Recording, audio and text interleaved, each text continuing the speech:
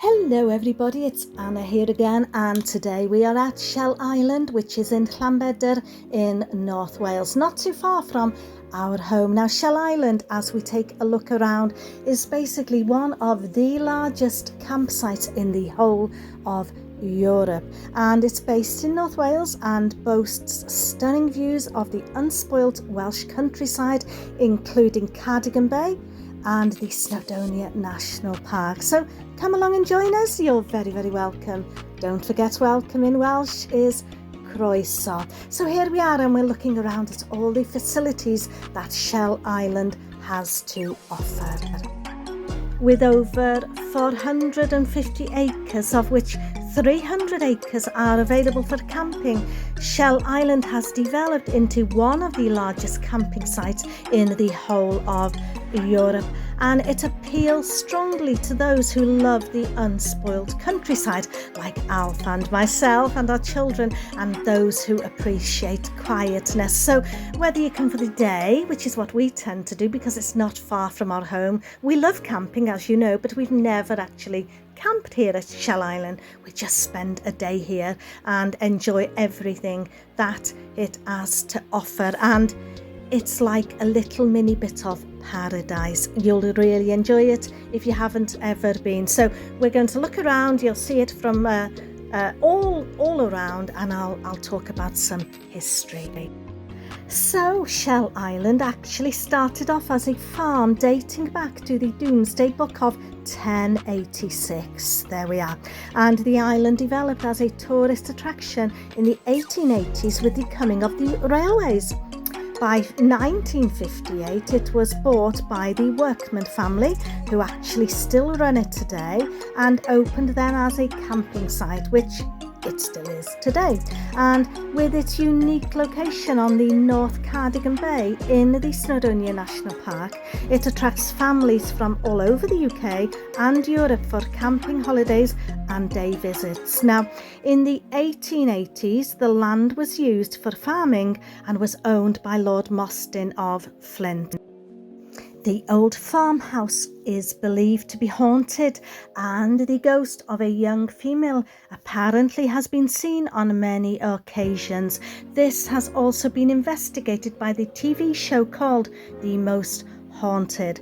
Parts of the old farmhouse are even recorded in the Doomsday Book of 1086, so it's very old, and the history goes back right back then, which I find is absolutely fascinating. Most of Shell Island's buildings have been used for various things over the years. The restaurant, snack bar and tavern were developed from about 1976 to 7 from the old farm buildings, and the restaurant was actually the hay barn, the kitchens were the stables, and the tavern bar was the old cowshed, and the toilet block was a homing station for the RAF station at Llanbedr during the war years.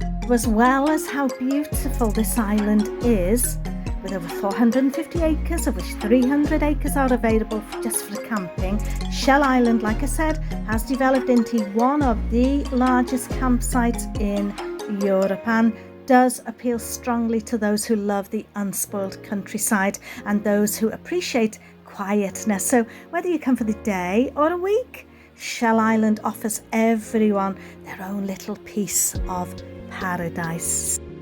I must mention now that Shell Island is closed now until March, actually I think 28th of March 2025, but you do have to book well in advance because it does get so busy. It's also good to know that it is only accessible via a tidal causeway, which can close the road at certain times, so you do have to check the tide times before planning a trip. Thought I might mention that. It actually attracts, more than 100,000 visitors every single year. That's amazing, isn't it?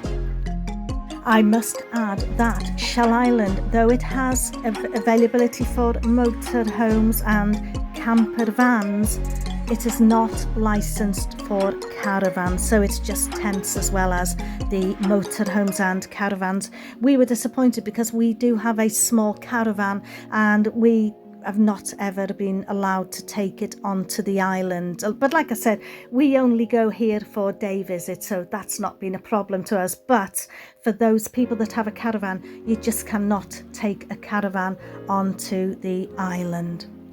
But what is really good is it is like an idyllic paradise. Apparently Mr. Workman, who owns it, said it is like this paradise because he feels that so many people can just go, once you've paid your money to go in, you can just literally choose where you pitch up, whether it's a motorhome or a camper van, or a tent. Like I said, no caravans, so it's unique in that way. You can just go on there, drive around and look where you want to go and just pitch up.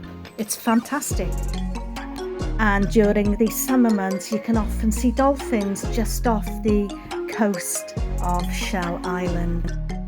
Just to mention that Shell Island is actually a peninsula which becomes an island at high tide and is situated, like I said, near the village of Llanbedr, and it was formed when the River Artro was diverted in 1819 by the Earl of Winchelsea from its previous course where it entered the sea to the south of Shell Island. And I love the fact that the farmhouse on the island, the one that I mentioned, is reputed to be haunted, parts of which are recorded in the Doomsday Book of 1086. It goes back, this island goes back that far to 1086, I find is so interesting. And the house was occupied by the Welsh bard Sean Phillips, a contemporary of Shakespeare, who was drowned in 1620 while attempting to cross back to the island, and is buried at the ancient church in the sand dunes at nearby Llanbedr. I find is fabulous. So there we are. That's a little bit of history of Shell Island. So we'll leave it there for today from Shell Island in Llanbedr in North Wales, and we'll say ta-ta for now, and we'll see you on the next adventure. Whether it be a Welsh lesson or a Welsh history lesson, we'll say ta-ta for now, and we'll see you soon. Don't forget to keep practicing your Welsh, because practice makes perfect. Ta-ta for now. Nos da.